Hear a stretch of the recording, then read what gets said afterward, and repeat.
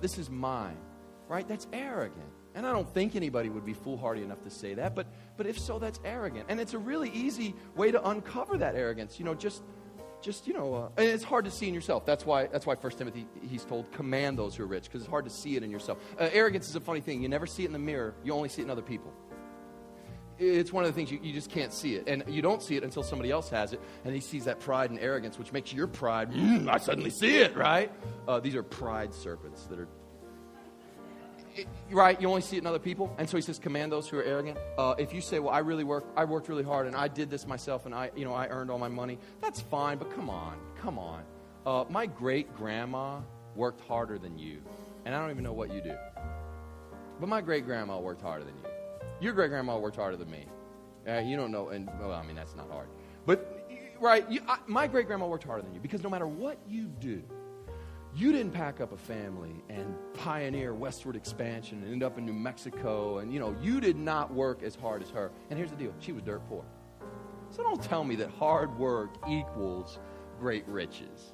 Because you didn't work as hard as her, and she was dirt poor. You know what I'm saying? On the other hand, you may have been blessed with natural talent. You may have been blessed with a lot of ability. Who gave you that, right? It all circles back to God. So don't be arrogant. Here's the thing, I don't think many of you that's even a risk or a threat. Here's what I think, and I hinted at it earlier, and I close with it. My great fear is that you will walk out of here with guilt, and you will say, okay, I'm rich. You convinced me. You took a whole sermon to say, command those who are rich, and you spent the whole sermon time saying, command those who are rich, that's you. Let these verses fall on you, not other people, that's you. Great. Thanks, Tom. So, see, when I walked in here, I felt financial pressure, and I was worried about my finances, okay? And now, I not only have the financial pressure, but I have the guilt that I shouldn't feel such financial pressure because I'm rich, right? That's my fear. Thanks. Now I have two things wrong with me, right? I came in here with one, and you managed to somehow double my guilt in 30 minutes. That is an amazing, my mother-in-law can't do it at that rate. 30 minutes of guilt magnification, right? I get that you walked in here thinking, basically all you're going to hear, the moral of the sermon is, so you don't even get self-pity. Like, you don't even get to whine about your poverty because the rest of the world's looking at you going rich, like almost like survivor's guilt. Like people are in some terrible accident and everybody dies but them, and they're going, why did I guilt? And this is what bothers me. A lot of theology and a lot of books you read, that's sort of where they come down on. They're just like, just feel guilty about being rich, But that's not what this word says. That's not it. He says what? Well, don't be arrogant. Don't put your hope in wealth, which is so uncertain. Put their hope in God, who richly provides us with everything for our, say it, enjoyment. Say it like you're not even scared to say it. He provides everything for our enjoyment, and command them to be rich in good deeds, generous and willing to share, laying up for themselves treasures, right? And discover the life that is truly life. Be generous and willing to share. He's saying, hey, what did you do to get rich? I laid a little bit away. I was diligent. He's do the same thing with your good deeds. Take a little bit of time. I'm going to volunteer. I'm going to guard this. I'm going to make this a priority. Be generous with your giving. I have never seen generosity. I have never seen radical generosity take its starting point from guilt.